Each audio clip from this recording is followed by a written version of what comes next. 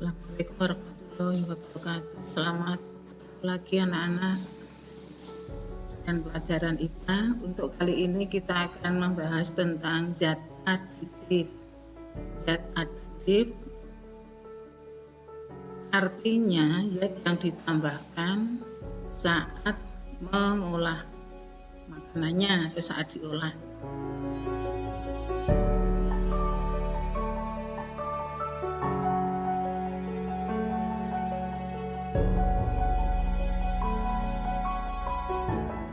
Anak-anak tahu permen adalah makanan kemasan dan minuman. Kemasan lainnya ternyata dalam proses pembuatannya ada yang menambahkan zat-zat tersebut mulai dari pemanis, pewarna, bahkan mungkin pengawet. Sehingga anak-anak kalau makan permen itu ada yang berwarna-warni, pemanisnya itu tidak dari gula Jawa, buktinya enggak hitam ya kan, dan tahan lama. Ada yang sudah ketagihan minum kopi, zat apakah yang ada dalam kopi yang membuat seseorang dapat mengalami ketagihan? Nah, sebenarnya bahan yang ditambahkan ke dalam makanan bertujuan untuk meningkatkan kualitas atau mutu biar awet, kelezatannya menambah lezat dan menarik kepenarikan makanan atau makanannya biar menarik. Selain itu ada pula bahan yang ditambahkan pada makanan sebagai pewarna, pemutih, pengatur keasaman, penambahan zat gizi dan anti menggumpal. Bahan tambahan pada makanan tersebut dinamakan zat aditif.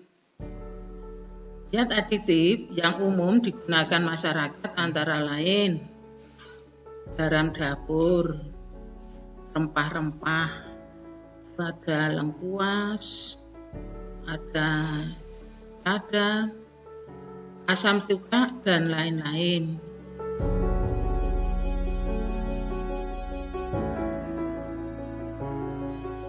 Anak-anak lihat, ini adalah masako, nggak asing lagi, ada di dalam penyedap rasa. Ini sesungguhnya tugas, bawalah minimal 5 jenis makanan yang kamu sukai. Bacalah komposisi bahan makanan yang tertera pada bagian belakang kemasan tersebut. Tuliskan bahan aditif apa saja yang ada pada produk-produk yang kamu bawa. Tentukan tiap-tiap jenis bahan tersebut termasuk bahan aditif alami atau buatan. Nah, karena ini belajarnya daring jarak jauh, anak-anak bisa mendata dari rumah. Jenis bahan makanan minimal 5 macam. Contohnya salah satunya yaitu masako. Royco atau yang kamu jumpai boleh pada permen atau pada kiki dan sebagainya. Nah, ini contoh-contoh yang nanti tertera di dalam suatu kemasan.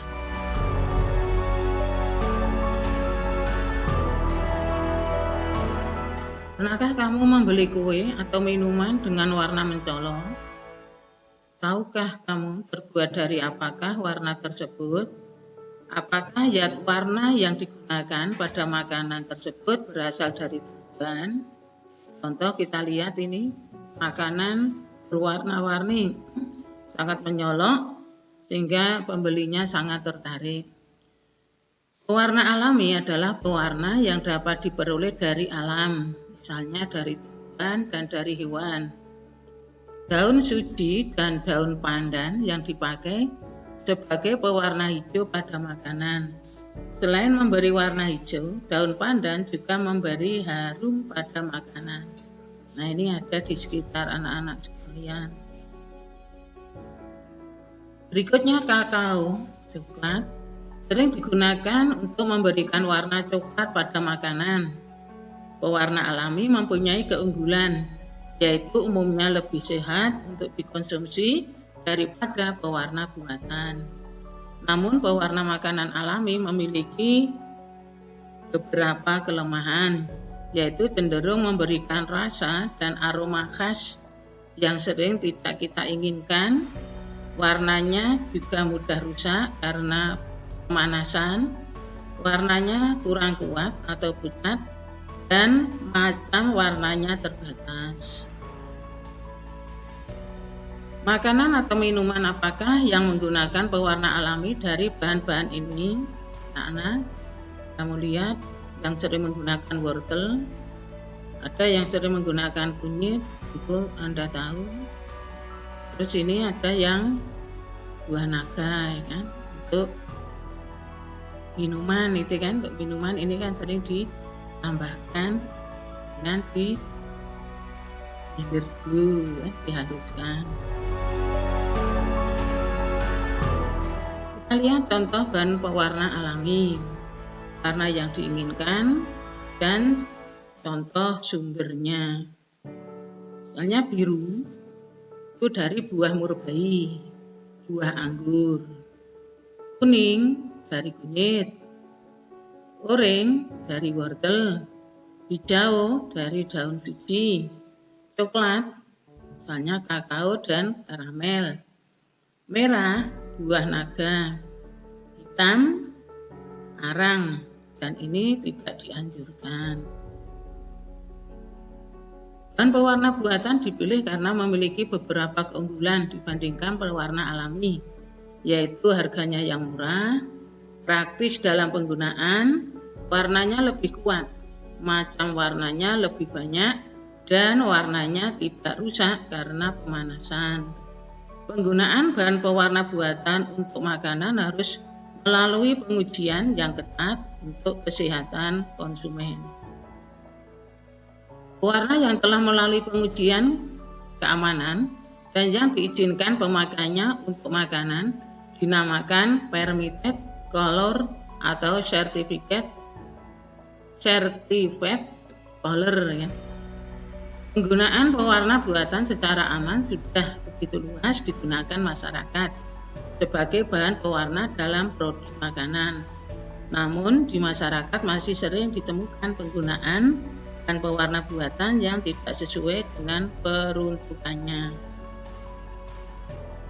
Contoh penggunaan pewarna sintetis yang tidak sesuai peruntukannya adalah penggunaan pewarna tekstil untuk makanan yang dapat membahayakan kesehatan konsumen.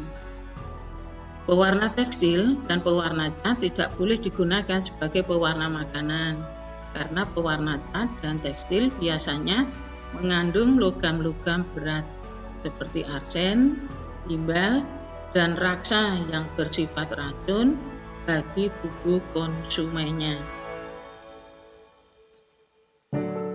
Macam-macam pewarna yang diizinkan dan yang tidak diizinkan. Biru berlian, pewarna yang tidak diizinkan auramin, pastello, oranye, dan dapat kita lihat coklat HT, eritrosin, hijau CFF, hijau FCF, hijau S, indigotin, karmoisin, kuning FCF, kuning quinolin, merah alura. Ini pewarna yang diizinkan.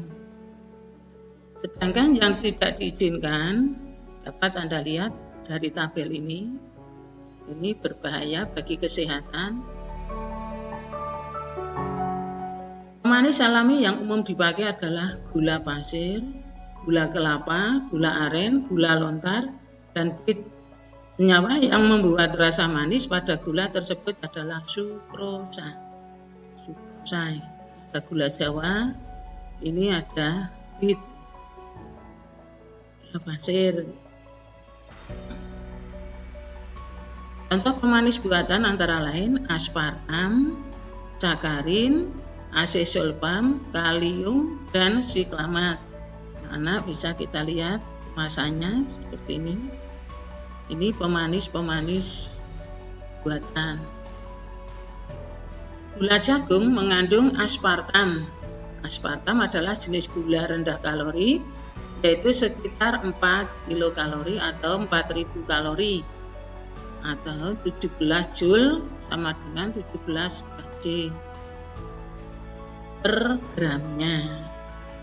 Walaupun aspartam adalah jenis gula rendah kalori, tingkat kemanisannya 160 sampai 200 kali dari gula pasir. Tingkat kemanisannya sangat tinggi kan.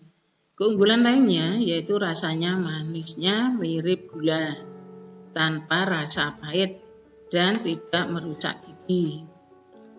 Aspartam telah disetujui oleh Badan Pengawasan Obat dan Makanan Indonesia atau BPOM, Badan POM.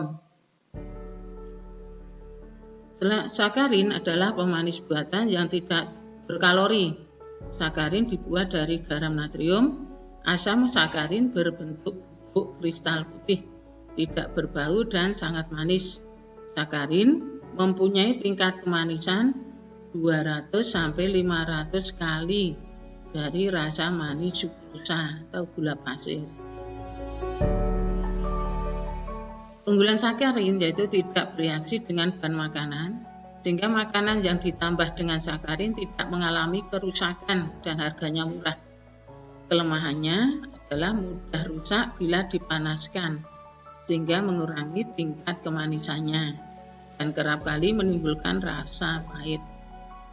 Penggunaan yang berlebih dapat membahayakan kesehatan tubuh manusia, misalnya bisa menimbulkan kanker. Kalium asesulfam memiliki tingkat kemanisan sekitar 200 kali dari kemanisan gula pasir. Kelebihan kalium asesulfam adalah mempunyai sifat stabil pada pemanasan dan tidak mengandung kalori. Siklamat merupakan garam natrium dari asam siklamat. Siklamat memiliki tingkat kemanisan sekitar 30 kali dari rasa manis gula pasir. Siklamat memberikan rasa manis tanpa menimbulkan rasa pahit. Siklamat kemasannya. Manis ini tidak dimetabolisme oleh tubuh manusia, sehingga siklamat yang ditambahkan pada makanan tidak memberikan suplai energi bagi tubuh manusia. Penggunaan siklamat secara berlebih dapat mengganggu kesehatan pada dosis berlebihan. Pada dosis berlebih, siklamat dapat memicu munculnya kanker kandung kemih.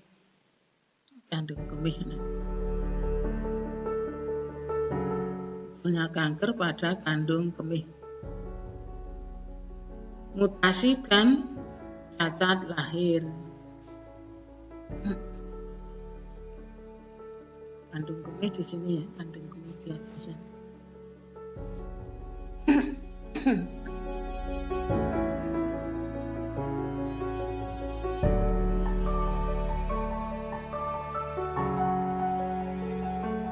Pengawetan bahan makanan diperlukan untuk menjaga kualitas bahan makanan dalam kurun waktu tertentu.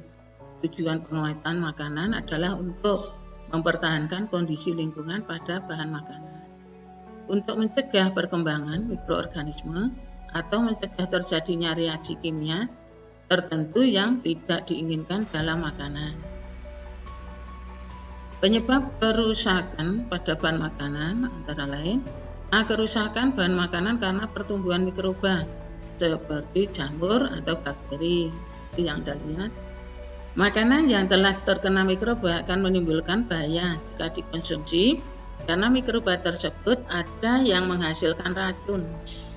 Kerusakan makanan akibat mikroba disebut kerusakan mikrobiologi. Ini gambarnya. Kerusakan bahan pangan yang disebabkan oleh benturan, tertekan, dan jatuh. Kerusakan bahan pangan ini disebut kerusakan mekanis. Kerusakan bahan pangan karena proses fisik, antara lain karena penyimpanan dalam gudang yang lembab, pendinginan, atau pemanasan. Kerusakan bahan pangan ini disebut kerusakan fisik. Kerusakan bahan pangan oleh serangga dan tikus Kerusakan ini disebut kerusakan biologis